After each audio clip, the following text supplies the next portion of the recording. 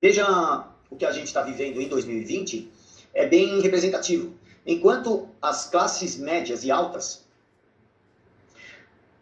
possuem uma visão sobre o mundo que eles acreditam ser baseado na ciência, as classes mais populares pensam exatamente ao contrário.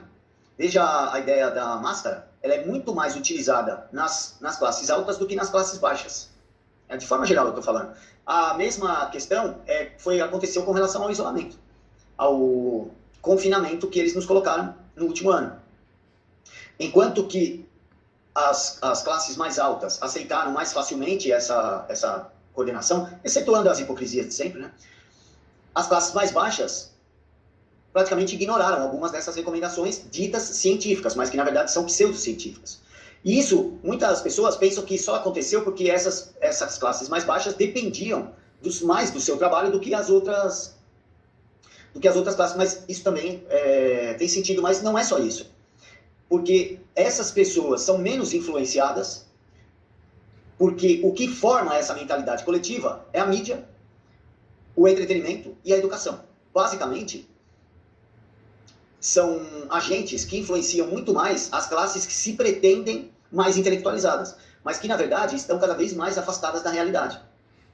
O homem do campo é aquele que tem o contato mais direto com a natureza, ou seja, com a própria realidade das coisas. Ele é muito menos influenciado pela mídia do que o homem da cidade, que, de certa forma, está vivendo numa bolha que, para ele, parece representar todo o universo, mas a gente sabe que não é assim, né?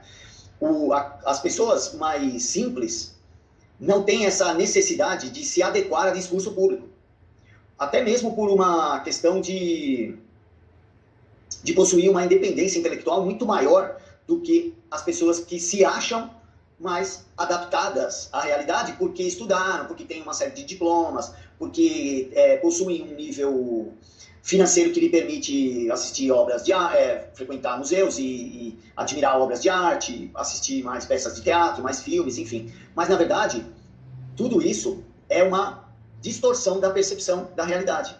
Toda a ficção, embora ela possa agir positivamente na formação do imaginário, em geral, porque estamos vivendo um mundo de total instrumentalização da arte, em geral, a arte e o entretenimento funcionam como elementos alienantes, elementos que afastam a pessoa da sua própria realidade.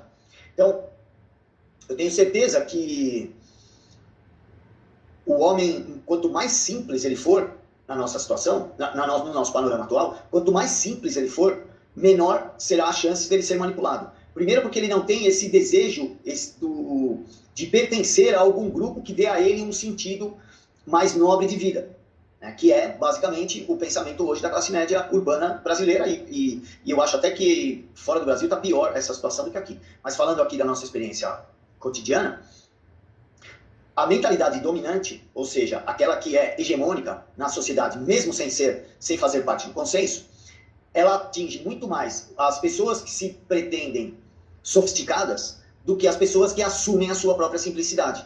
Nesse sentido, até que eu entendo um dos sentidos que a gente pode dar à expressão bíblica de sejais como as crianças, porque as crianças têm essa sinceridade muito mais nítida, muito mais à flor da pele, e isso as protege de uma série de manipulações, porque ela não precisa repetir um discurso por um senso de pertencimento, né? Isso vai começar a acontecer da pré-adolescência em diante. E é nessa fase que ela mais depende do senso de pertencimento. E é por isso que eles querem manter as pessoas como se elas vivessem para sempre nesse ambiente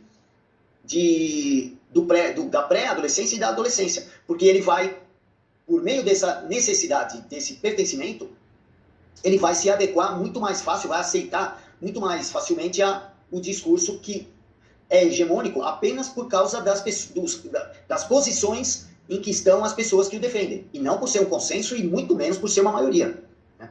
Então a mentalidade dominante é a que forma o ambiente em que a gente vive, seja ela um consenso ou não. Normalmente ela não é. E desde os anos 60, quando começa a funcionar com mais eficiência essas estratégias de engenharia social, as mentalidades dominantes estão cada vez mais afastadas da maioria, mas mesmo assim, cada vez mais influentes na formação do ambiente. Então, infelizmente, até aquelas pessoas mais simples acabam sendo afetadas por essa mentalidade, mesmo sem concordar racionalmente com elas, mas porque todo o ambiente está tão contaminado que é difícil até a gente perceber o que causou aquele ambiente, o que provocou a construção daquela imaginação coletiva, desse imaginário coletivo, que vai influenciar decisões governamentais que modificam a nossa vida contra a nossa vontade ou até mesmo sem que a gente perceba que isso está acontecendo.